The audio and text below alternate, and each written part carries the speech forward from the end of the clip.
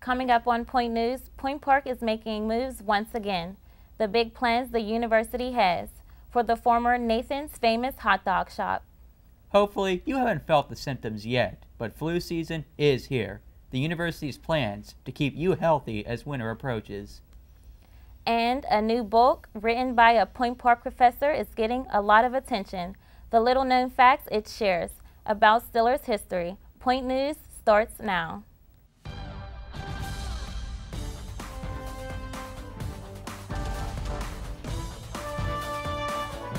Live from the Point Park University Broadcast Center in downtown Pittsburgh, this is Point News.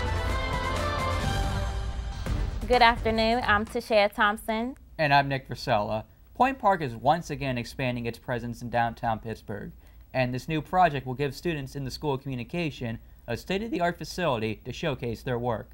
Point News reporter Blaine King has the story. Hot dog. But as the fall of 2016 rolls around, you may actually be standing right here again, but instead at a news desk, thanks to the Point Park News Media Service. What once was a popular food stop, Nathan's famous hot dog shop has sat vacant for over a year.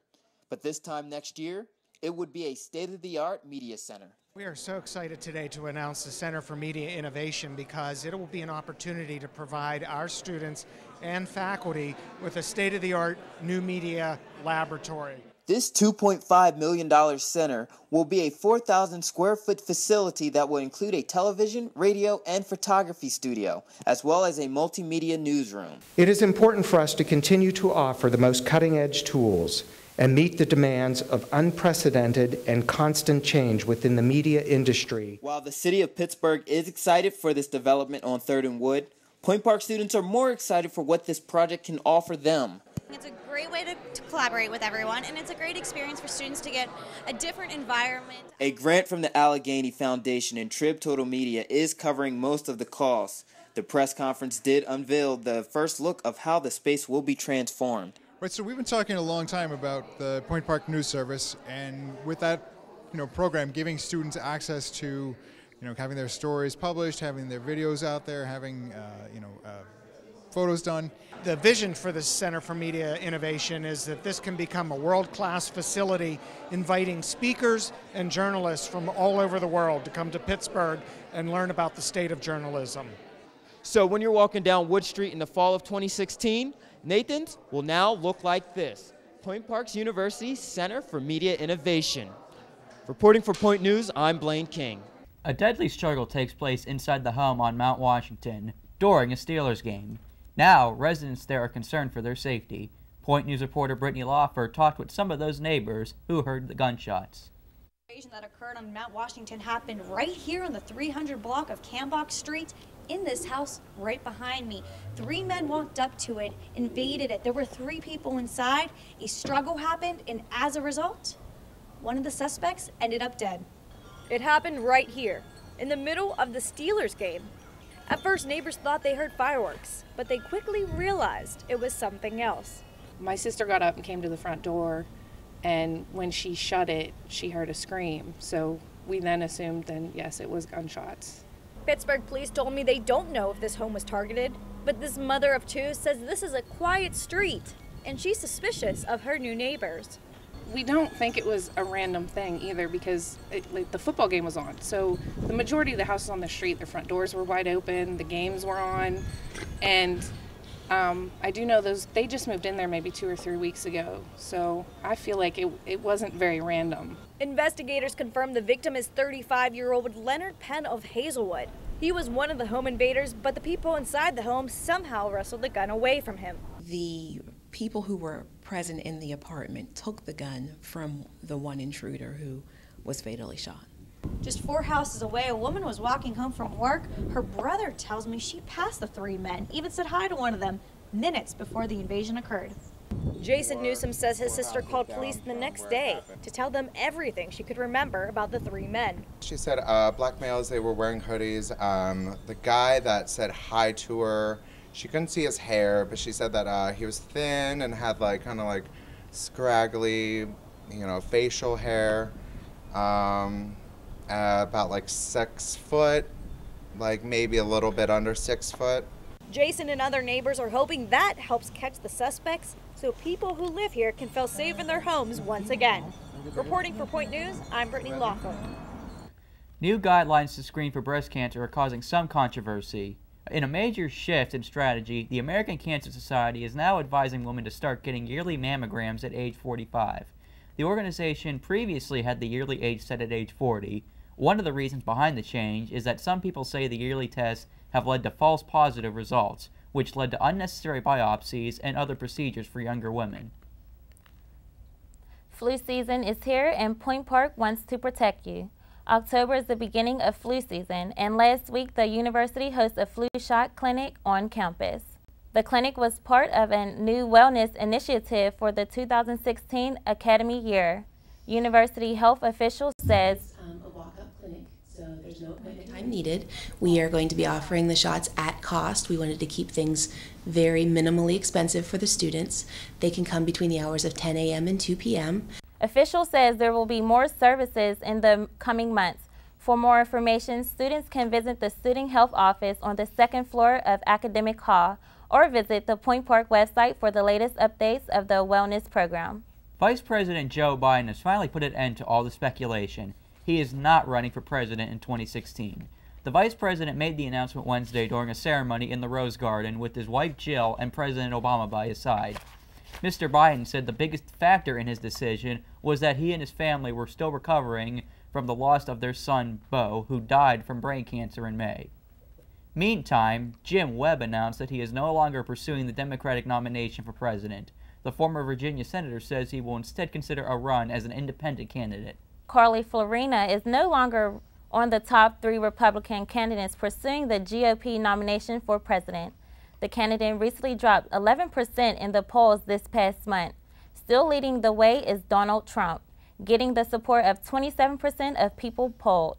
Ben Carson is next with 22%. Tied for third place are candidates Jeb Bush and Marco Rubio with 8%. Still to come on Point News, another fall day, flirting with 70-degree temperatures? We'll have your weekend outlook coming up. You know the owners, you've seen the trophies. Coming up, we'll tell you all about the new book that's sharing secrets about Pittsburgh Steelers history, and there's a Point Park connection. We are a social people.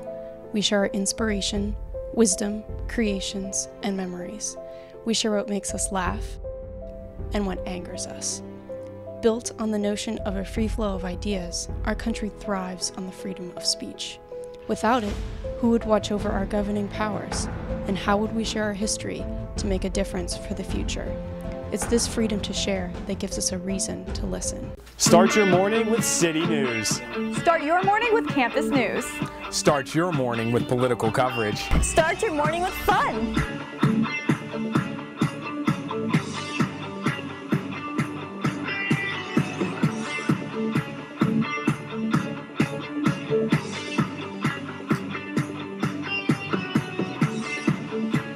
Start your morning with us, only on Daybreak.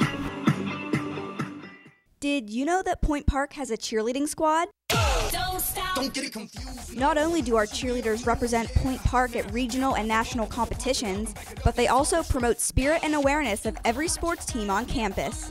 Come to any men's or women's varsity basketball game at home to watch the cheerleaders perform at halftime and cheer from the sidelines from the first jump ball to the final buzzer. Sports not your thing?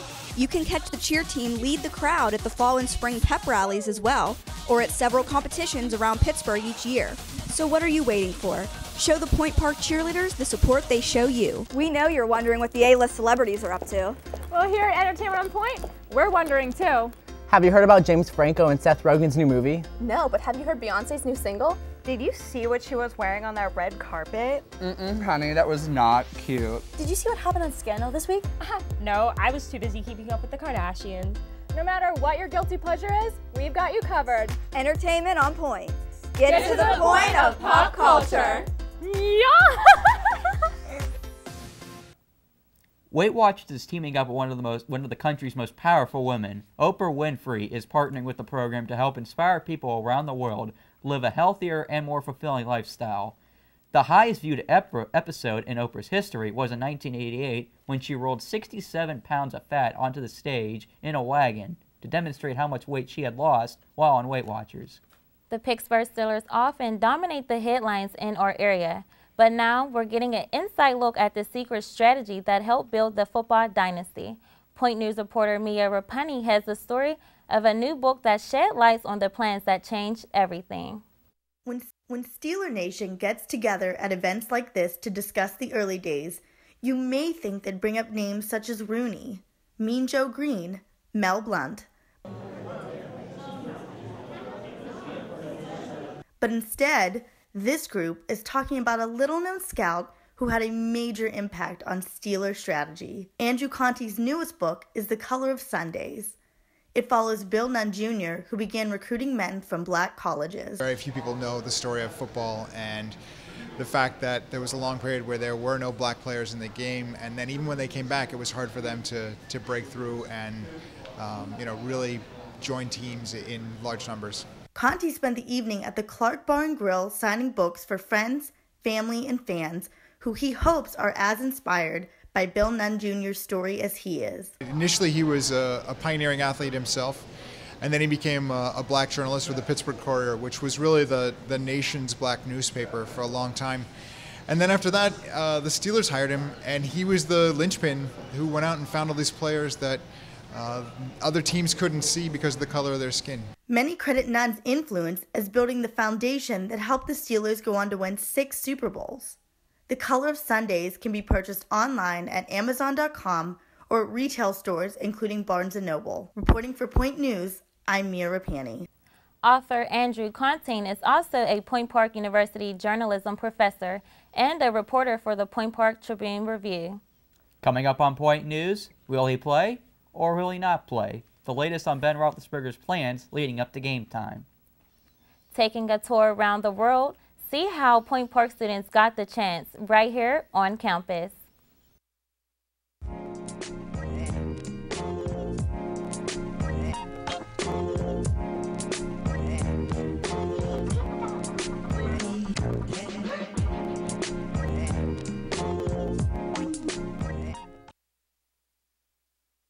Here at the Pioneers sideline, we get freshmen involved as quickly as possible so they get the real-world experience on air and behind the scenes to set themselves apart in internships and potential jobs. Blaine, where is that video? I needed it in KeyPro like yesterday. All right, I got you, Chris. But I had a quick question for you guys. What do you mean the questions? It's always a question. It's always a... What? Where is he? Blaine! Blaine! Blaine! Freshman, you can't find any good ones anymore. Ever wanted to be behind the mic and have the world listening to your show on campus? Well, it's just as simple as joining WPPJ, Point Park's student-run radio station, located on the 2nd floor of Lawrence Hall, right next to the dining services. Listeners can tune in using Point Park's website or through the TuneIn app by searching WPPJ. WPPJ welcomes any new DJs that want to get involved, so be heard. Do you have what it takes? An expression, a belief, a symbol, freedom to worship, an unspoken word. To express yourself means standing up for what you believe in. There's a freedom to worship and a freedom to live. To speak never saying a word, to love, to let your voice be heard. The light of your own path. For more information, visit www.freedomofspeechpsa.org. Point Park students got to experience other cultures without ever leaving campus. The Cultural Summit Festival filled the Lawrence Hall lobby last Thursday. This year's theme focused on Asia. Students experienced Korea, Thailand, Japan, China, and Vietnam. The idea started 6 years ago when the world leaders came to Pittsburgh. Students hear about what was going on with the G20 summit. We started the Cultural Summit in 2009 and have continued on just focusing on areas of the world to highlight those areas, just to give a glimpse of other cultures and ethnicities to our students here at Point Park.